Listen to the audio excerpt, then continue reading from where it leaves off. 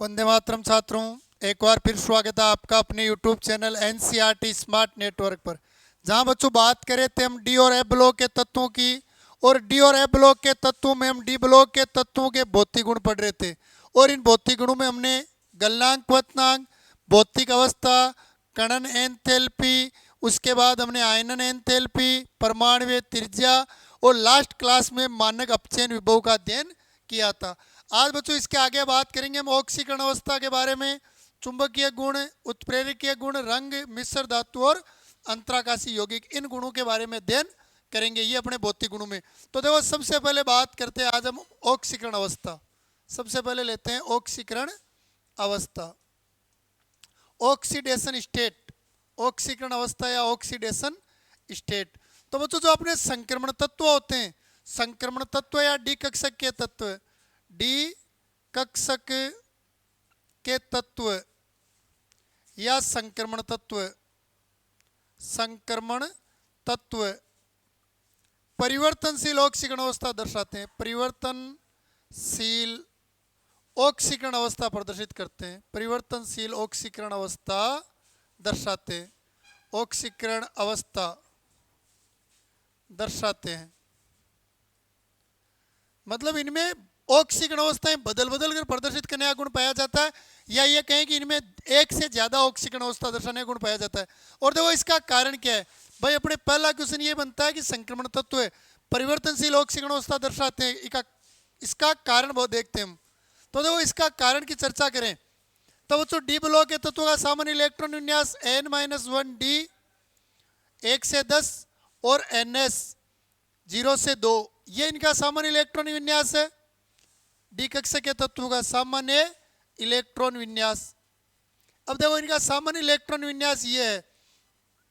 अब बच्चों डी कक्षक के तत्वों का सामान्य इलेक्ट्रॉन विन्यास ये, इसके अतिरिक्त ns और n-1 डी के मध्य ऊर्जा अंतर जो होता है वो कम होता है, ऊर्जा अंतर कम।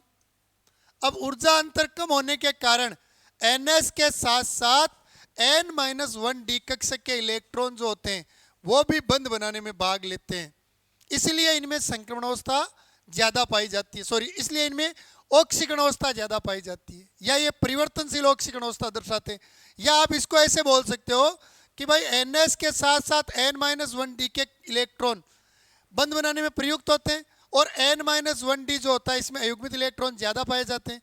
मतलब डी कक्षक के तत्वों में अधिक मात्रा में अयुग्मित इलेक्ट्रॉन होते हैं, और अधिक मात्रा में अयुग्मित इलेक्ट्रॉन होने के कारण वो अधिक बंध बनाते हैं, इसलिए ये परिवर्तनशील ऑक्सीकरण अवस्था दर्शाते हैं।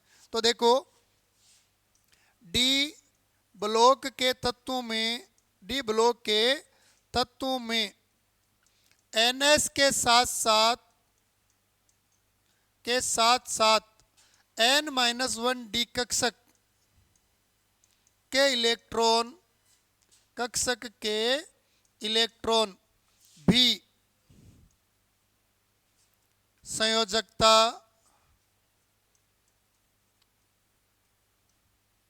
में भाग लेते हैं,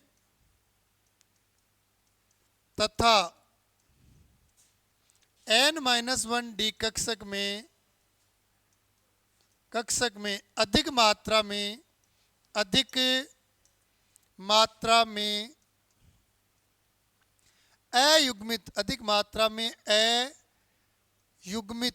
अयुग्मित इलेक्ट्रॉन पाए जाते हैं। अतः यह परिवर्तनशील ऑक्सीकरण अवस्था दर्शाते हैं, अतः ये परिवर्तनशील ऑक्सीकरण अवस्था दर्शाते हैं, ऑक्सीकरण स्टेट दर्शाते हैं। तो परिवर्तनशील ऑक्सीकरण अवस्था दर्शाने का रीजन क्या है, n-1 डी और ns में ऊर्जा अंतर कम, जिसके कारण ns के साथ साथ n-1 डी के इलेक्ट्रॉनों का बंधन में या संयोजकता में पार्टिसिपेट करना, और n-1 डी के अंदर अधिक मात्रा में अयुग्मित इलेक्ट्रॉन होना, इन दोनों रीजन के कारण इनमें परिवर्तनशील ऑक्सीकरण अवस्था पाई जाती है। एक बार स्क्रीनशॉट ले लो इसका। अब देखो इनकी ऑक्सीकरण अवस्था देखते हैं हम। तो बच्चों अपने 3D श्रेणी की बात करते हैं हम। 3D श्रेणी, प्रथम संक्रमण श्रेणी, scandium, titanium, vanadium, chromium, manganese, iron, cobalt, nickel, copper और जिंक, इनकी बात करते हैं। तो देखो इन तत्वों की बात करें तो इनका विन्यास देखें तो इसका होता है 3d1 4s2, इसका 3d2 4s2, इसका 3d3 4s2, इसका आपके 3d5 4s1 होता है, या 3d5 4s2 होता है, या 3d6 4s2, 3d7 4s2, 3d8 4s2, 3d10 4s1 और 3d10 4s2, ये इनका सामान्य विन्यास है। तो देखो अब इनके ऑक्सीजन स्टेट लिखते हैं तो अपने स्केडियम जो होता है बच्चों, एस के मोस्टली क्या होता है, संक्रमण तत्व जो होते हैं ये एस कक्षा के तत्वों को डोनेट करते हैं। लेकिन अगर ये एस कक्षा के इलेक्ट्रॉन त्याग भी दे तो इसमें विन्यास क्या रहेगा, D1, मतलब स्थायी नहीं है। अगर ये D1 के इलेक्ट्रॉन को त्याग दे तो इसमें आर्गन का विन्यास आ जाएगा, तो ये +3 ऑक्सीकरण अवस्था दर्शाता है। टाइटेनियम एस के 2 त्याग दे, बाकी सब एस के 2 त्यागते हैं, ये एस में 1 ही त्यागता है, ये एस के 2। तो स्केडियम के अलावा सभी तत्व एस कक्षक के 2-2 इलेक्ट्रॉन त्यागते हैं, इसलिए इनकी मुख्य ऑक्सीकरण अवस्था +2 होती है। लेकिन बच्चों एक तो स्केडियम +3 दर्शाता है, +2 नहीं दर्शाता है। एक क्रोमियम में +1 और कॉपर में +1 ऑक्सीकरण अवस्था। सबसे पहले देखो कॉपर और क्रोमियम +1 ही क्यों दर्शाते हैं, क्योंकि दोनों के 4s में 1 इलेक्ट्रॉन है, और अगर ये 1 इलेक्ट्रॉन को त्याग दें, 1 इलेक्ट्रॉन अगर डोनेट कर दें तो इनके पास कॉपर में 3d10 पूर्ण पूरी तदिक स्थायी विन्यास और क्रोमियम में 3d5 अर्ध पूरी तदिक स्थायी विन्यास आता है, इसलिए +1 ऑक्सीकरण अवस्था दर्शाते हैं। ये तो अर्ध पूरी तदिक स्थायी विन्यास क्रोमियम +1 ऑक्सीकरण अवस्था में अर्ध पूरी तदिक स्थायी विन्यास प्राप्त करता है, और कॉपर जो होता है +1 ऑक्सीकरण अवस्था में पूर्ण पूरी तदिक स्थायी विन्यास, इसलिए दोनों +1 दर्शाते हैं। बाकी तत्व है 4s के 2 इलेक्ट्रॉन त्यागते, इसलिए +2 इनकी मुख्य ऑक्सीकरण अवस्था है। स्केडियम +2 नहीं दर्शाकर केवल +3 दर्शाता है, क्योंकि ये 4s के 2 इलेक्ट्रॉन और 3d का 1 इलेक्ट्रॉन, तीनों इलेक्ट्रॉनों को त्याग कर और आर्गन के समान क्या होता है, स्थायी। अब देखो तो टाइटेनियम D का 1 और त्याग सकता है और S का 1, ये 3 और 4। अगर मान लो ये अपने D में से 1 और त्यागे तो 3, D में से 2 त्याग दे तो 4 और तीनों त्याग दे तो 5। कॉपर की क्रोमियम की बात करें तो +2, 1 D में से त्याग दिया, +3 एक और +3 भी इसके अधिक स्थायी ऑक्सीकरण अवस्था होता है T2G विन्यास के कारण। फिर ये +4, 1 इलेक्ट्रॉन और त्याग दिया, 1 और +5। Mn की बात करें तो +2 के अलावा देखो +3, +4, +5, +6 और +7 3D श्रेणी में सबसे उच्चतम ऑक्सीकरण अवस्था Mn प्रदर्शित करता है। कारण क्योंकि इसमें अधिक अयुग्मित इलेक्ट्रॉन होते हैं। देखने पर आपको लगेगा कि क्रोमियम में अधिक अयुग्मित इलेक्ट्रॉन होते हैं, लेकिन बच्चों मूल अवस्था में नहीं, हम उत्तेजित अवस्था में देखते हैं। तो उत्तेजित अवस्था में S का इलेक्ट्रॉन चला गया रिक्त कक्षक में तो अयुग्मित इलेक्ट्रॉन 7 हो जाते हैं। आयरन की बात करें तो ये +3, +4, ठीक है। इसके अलावा देखो D में से 4 अपने ये त्याग देता है, तो ये +5 और +6 तक ये भी दर्शा सकता है। इसके अलावा कोबाल्ट की बात करें तो कोबाल्ट में +3, +4, +5 तक आ जाता है। निकल में +3 अपने पास और +4 आता है। कॉपर में +2 और जिंक केवल +2 दर्शाता है। अब अपने को देखो यहाँ से अपने जो क्वेश्चन बनता है वो बताता हूँ, जिन पर क्वेश्चन बनता है। एक तो बनता है स्केडियम पर क्वेश्चन, एक क्रोमियम की +1 ऑक्सीकरण अवस्था पर क्वेश्चन, एक क्रोमियम की +3 ऑक्सीकरण अवस्था पर क्वेश्चन, मैग्नीज की +7 ऑक्सीकरण अवस्था पर क्वेश्चन बनता है, अपने कॉपर की +1 ऑक्सीकरण अवस्था पर। ये अपने मेन यहाँ कुछ क्वेश्चन बनते हैं। तो देखो सबसे पहले 3D श्रेणी में परिवर्तनशील ऑक्सीकरण अवस्था, परिवर्तनशील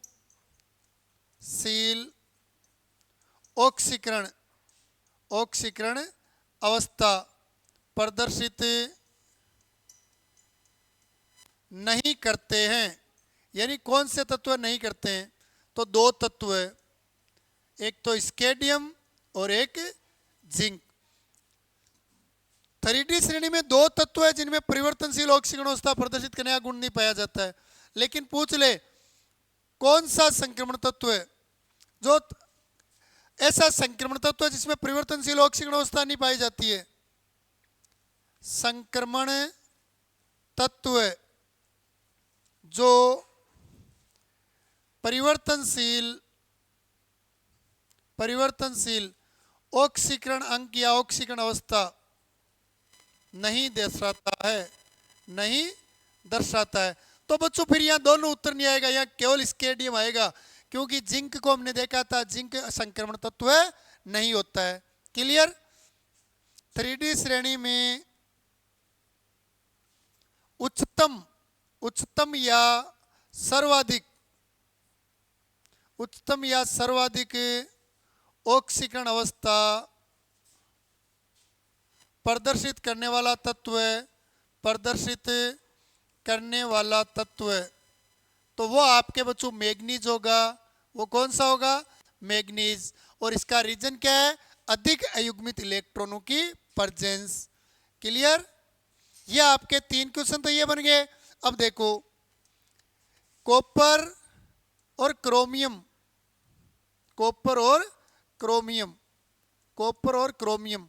प्लस एक ऑक्सीकरण अवस्था दर्शाते हैं। कारण क्योंकि Cu 4s के एक इलेक्ट्रॉन को त्याग कर पूर्ण पूरित अधिक स्थायी 3D10 विन्यास प्राप्त करता है।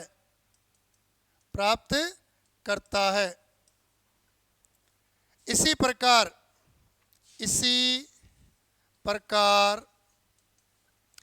Cr एक इलेक्ट्रॉन त्याग कर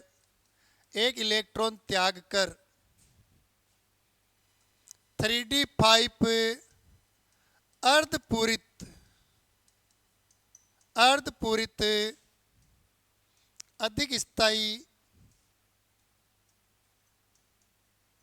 विन्यास प्राप्त करता है। ठीक है, दो तो ये आ जाते हैं। और कई बार पूछ लेता है कि क्रोमियम की +3 ऑक्सीकरण अवस्था अधिक स्थायी होती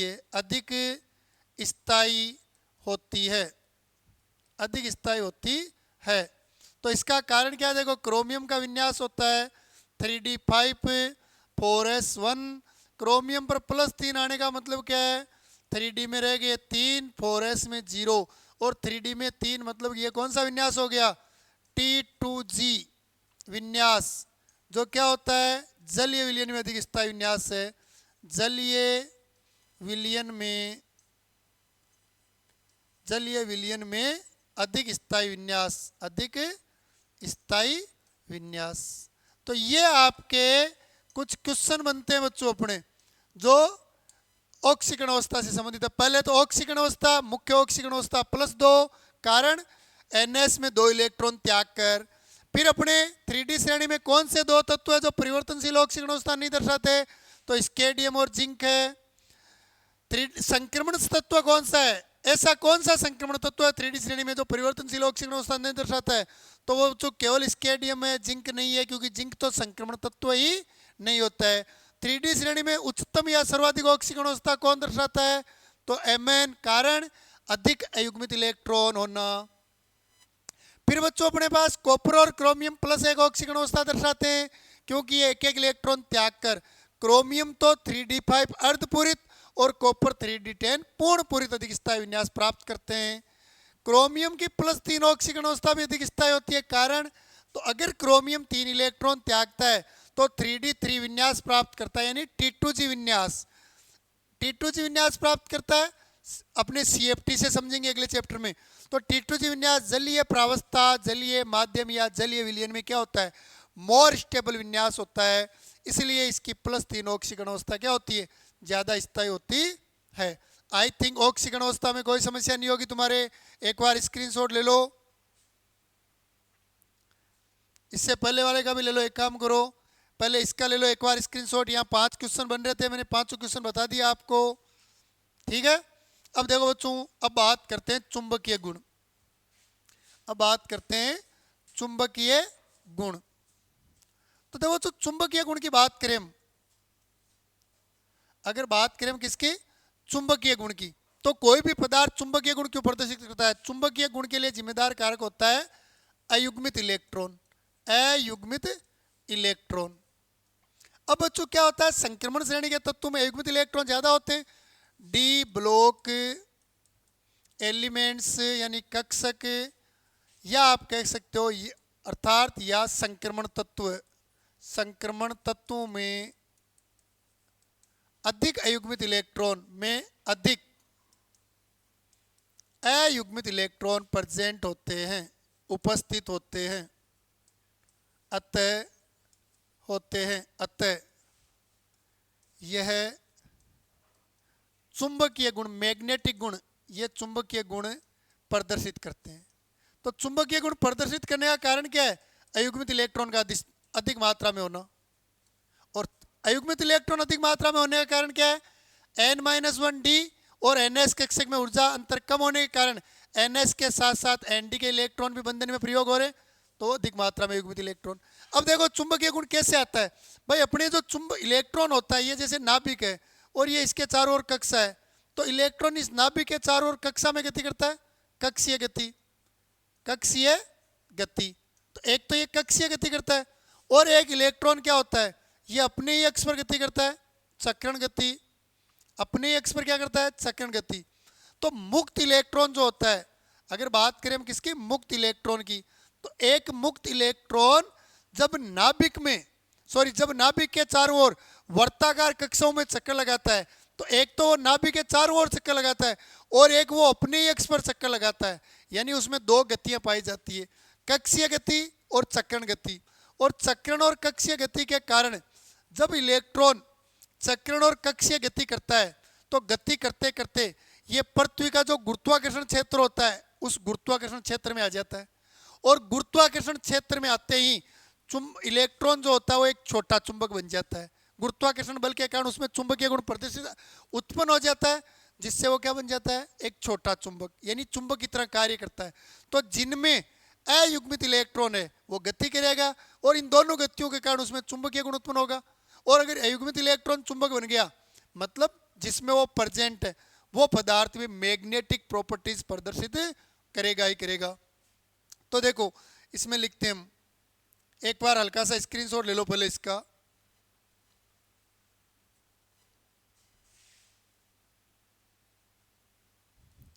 मुक्त इलेक्ट्रॉन में दो प्रकार की गतियां पाई जाती है, दो प्रकार की गतियां पाई जाती है।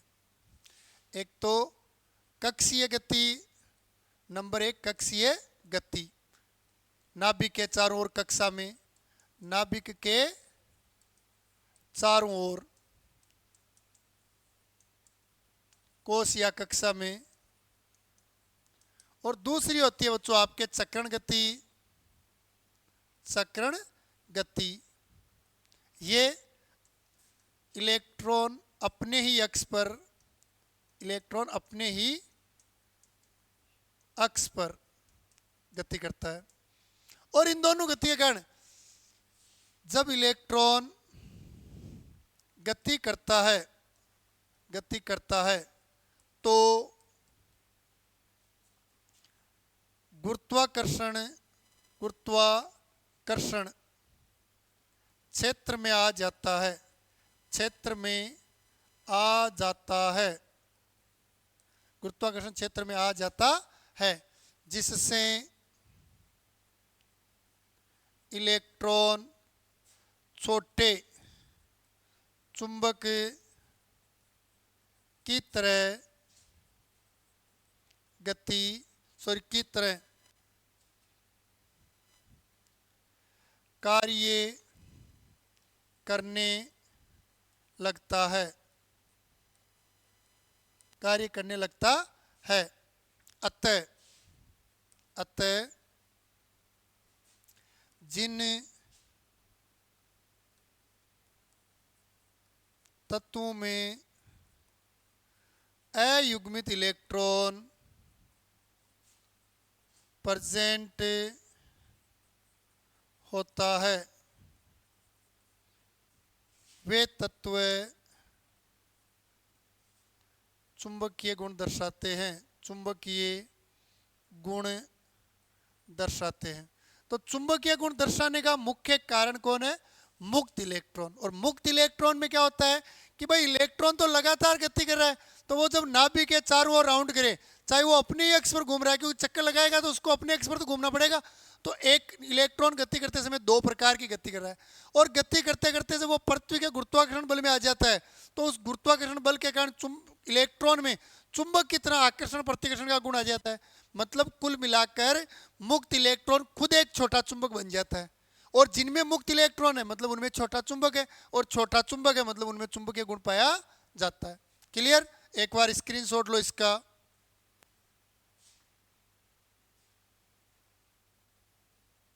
ठीक है, अब बात करते हैं चुंबकीय गुणों के आधार पर पदार्थ। चुंबकीय पदार्थ, चुंबकीय पदार्थों का वर्गीकरण देख लेते हैं। तो चुंबकीय पदार्थों का वर्गीकरण या पदार्थों का वर्गीकरण चुंबक के आधार पर। तो चुंबकीय पदार्थ को मोस्टली 5 भागों में बांटते हैं, लेकिन हम यहाँ पर चलो 5 भाग ले लेते हैं। हम यहाँ पर चुंबक के 5 भाग ले लेते हैं। एक तो ले लेते हैं हम अनुचुंबक, अनुचुंबकीय, अनुचुंबकीय पदार्थ। दूसरा ले लेते हैं हम इसमें नंबर 2 पर ले लेते हैं प्रतिचुंबकीय पदार्थ, प्रतिचुंबकीय पदार्थ, प्रतिचुंबकीय।